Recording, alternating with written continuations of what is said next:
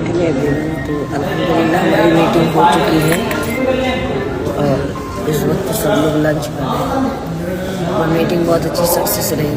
अब हम जाएंगे अपने दूसरे कामों पर।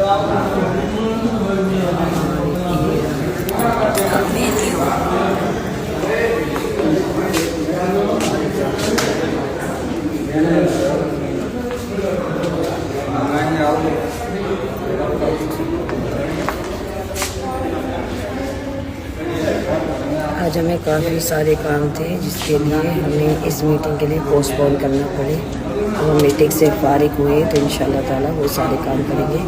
कई सारे केस आए हुए हैं जिसे हमें रोशनी डालनी है। इंशाल्लाह ताला उनके केसों को भी जल्द से जल्द फाइनल कराएंगे।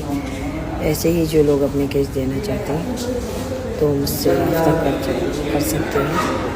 हमारा नंबर दिया हुआ है हमारी ID में।